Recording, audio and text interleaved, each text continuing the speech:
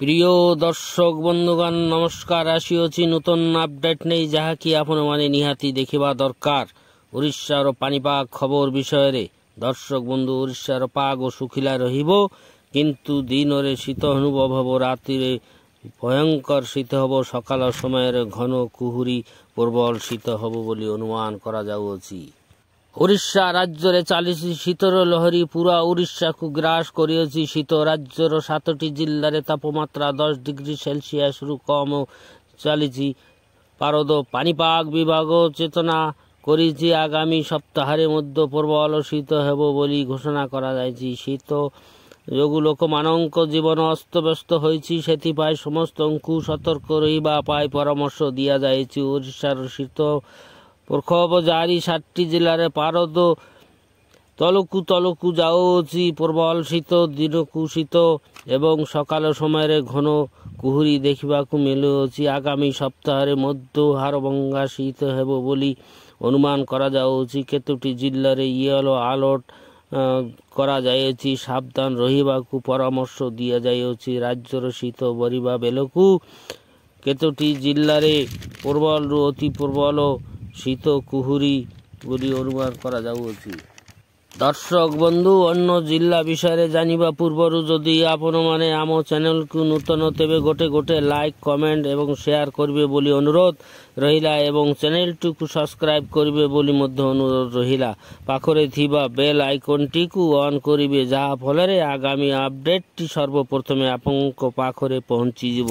ଆଜି ମଙ୍ଗଳବାର ଦିନ ସାରା ପାଗ ଶୁଖିଲା ରହିବ, ତା ମଧ୍ୟରୁ ହାଲୁକାରୁ ମଧ୍ୟମ କୁହୁଡ଼ି ହେବ। ଗୋଟିଏ କି ଦୁଇଟି ସ୍ଥାନରେ, ଯେମିତି ଜିଲ୍ଲାଗୁଡ଼ିକ ହେଲା ସୁନ୍ଦରଗଡ଼, କାଲାହାଣ୍ଡି, କନ୍ଧମାଳ, କୋରାପୁଟ ଜିଲ୍ଲାରେ ୟେଲୋ ୱାର୍ଣ୍ଣିଂ ଜାରି ହୋଇଛି ଏବଂ ଘନ କୁହୁଡ଼ି ଦେଖାଯିବ ବୋଲି ଦୁଇଟି ଜିଲ୍ଲା ସେଇ ଗୋଟିଏ କି ଦୁଇଟି ସ୍ଥାନରେ ସୁନ୍ଦରଗଡ଼, କନ୍ଧମାଳ ଜିଲ୍ଲାରେ ପ୍ରବଳରୁ ଅତି ପ୍ରବଳ ଶୀତ ହେଉଥିବା ବେଳକୁ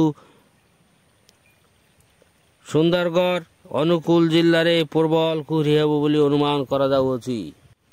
10 ତାରିଖ ବେଳକୁ ବୁଧବାର ଦିନ ସାରା ଶୁଖିଲା ପାଗ ରହିବ, ହାଲୁକାରୁ କୁହୁଡ଼ି ହେବ ଏବଂ ଜିଲ୍ଲାଗୁଡ଼ିକ ହେଲା ସୁନ୍ଦରଗଡ଼, କନ୍ଧମାଳ, କୋରାପୁଟ। ଘନ କୁହୁଡ଼ି ହେଉଥିବା ଜିଲ୍ଲା ହେଲା ଗୋଟିଏ କି ଦୁଇଟି ସ୍ଥାନରେ ପ୍ରବଳ କୁହୁଡ଼ି ସୁନ୍ଦରଗଡ଼, କନ୍ଧମାଳ ଏବଂ ପ୍ରବଳ ଶୀତ ହେବ ସୁନ୍ଦରଗଡ଼, ଅନୁଗୁଳ ଓ ଝାରସୁଗୁଡ଼ାଠାରେ। 10 ଓ 11 ତାରିଖରେ ପାଗ ଶୁଖିଲା ରହିବ। ଏହି ଜିଲ୍ଲାରେ ୟେଲୋ ଆଲର୍ଟ ଜାରି ହୋଇଅଛି। ପ୍ରବଳ ଶୀତ ହୋଇଥିବା ବେଳକୁ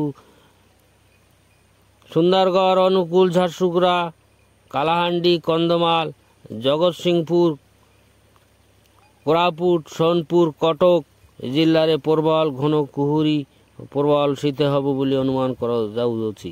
11ରୁ 12 ତାରିଖ ପାଗ ଶୁଖିଲା ରହିବ ଏବଂ ୟେଲୋ ୱାର୍ଣ୍ଣିଂ ଜାରି ହୋଇଅଛି ବେଳକୁ ଅନୁମାନ କରାଯାଉଅଛି ପ୍ରବଳ ଶୀତ ହେବ, ଘନ କୁହୁଡ଼ି ହେବ, ରାତିରେ ପାରଦ କମିବ। ସୁନ୍ଦରଗଡ଼, ଅନୁଗୁଳ, ଝାରସୁଗୁଡ଼ା, କାଲାହାଣ୍ଡି, ଖୋର୍ଦ୍ଧା, ଜଗତସିଂହପୁର, କନ୍ଧମାଳ, କୋରାପୁଟ, ସୋନପୁର, କଟକ ଜିଲ୍ଲାରେ ପ୍ରବଳ କୁହୁଡ଼ି। ଓଡ଼ିଶା ରାଜ୍ୟ ଜିଲ୍ଲାଗୁଡ଼ିକ ମଧ୍ୟରୁ ସବୁଠାରୁ ଅଧିକ ତାପମାତ୍ରା ଦିନରେ ହୋଇଥିଲା ଝାରସୁଗୁଡ଼ାଠାରେ 32.2 ଡିଗ୍ରୀ ଏବଂ କମ୍ ହୋଇଥିବା ଜିଲ୍ଲା ହେଲା ଫୁଲବାଣୀ 7.2 ଡିଗ୍ରୀ। ସର୍ବନିମ୍ନ ତାପମାତ୍ରା ଥିଲା ଉଦୟଗିରିରେ 4.3 ଡିଗ୍ରୀ। ଘନ କୁହୁଡ଼ି ହୋଇଥିବା ଫୁଲବାଣୀଠାରେ ମଧ୍ୟମ ଧରଣର କୁହୁଡ଼ି ଥିଲା। ରାଉରକେଲାରେ ହାଲୁକାରୁ ମଧ୍ୟମ ଧରଣର କୁହୁଡ଼ି ଥିଲା। ଭୁବନେଶ୍ୱର ଏବଂ ଝାରସୁଗୁଡ଼ାଠାରେ କିଛି ସ୍ଥାନରେ ପ୍ରବଳ ଶୀତ ଥିଲା ବେଳକୁ ଅନୁଗୁଳ ଓ ଝାରସୁଗୁଡ଼ା ଜିଲ୍ଲାରେ ପ୍ରବଳ ଶୀତ ହୋଇଥିଲା। ଭୁବନେଶ୍ୱରଠାରେ ସର୍ବୋଚ୍ଚ ତାପମାତ୍ରା ଥିଲା 27.2 ଡିଗ୍ରୀ, ସର୍ବନିମ୍ନ ତାପମାତ୍ରା ଥିଲା 12.1 ଡିଗ୍ରୀ ଏବଂ କଟକ ଜିଲ୍ଲାରେ ସର୍ବୋଚ୍ଚ ତାପମାତ୍ରା ଥିଲା 25.8 ଡିଗ୍ରୀ ଏବଂ ସର୍ବନିମ୍ନ ତାପମାତ୍ରା ଥିଲା 12.4 ଡିଗ୍ରୀ ବୋଲି ଅନୁମାନ କରାଯାଉଅଛି। ଏହା ଥିଲା ଆଜିର ମୁଖ୍ୟ ପାଣିପାଗ ସମ୍ବନ୍ଧୀୟ ଶୀତ ସମ୍ବନ୍ଧୀୟ ଗୁରୁତ୍ୱପୂର୍ଣ୍ଣ ଆପଡେଟ୍। ଆମେ ଆଗାମୀ ଆପଡେଟ୍ ଦେବା ପାଇଁ ଜାରି ରଖିବୁ। যদি ଭିଡ଼ିଓଟି ଭଲ ଲାଗେ ତେବେ ଗୋଟେ ଲାଇକ୍ କମେଣ୍ଟ ସେୟାର କରିବେ ଏବଂ ଚ୍ୟାନେଲଟିକୁ ସବସ୍କ୍ରାଇବ୍ କରିବେ ବୋଲି ଅନୁରୋଧ ରହିଲା। ଏହିପରି ଭିଡ଼ିଓ ପାଇ ଆମ ସହିତ ଜରି ରୁହନ୍ତୁ। ଆଜି ପାଇଁ ଏତିକି, ଦେଖା ହେବ ଆଗାମୀ ଭିଡ଼ିଓରେ। ଧନ୍ୟବାଦ।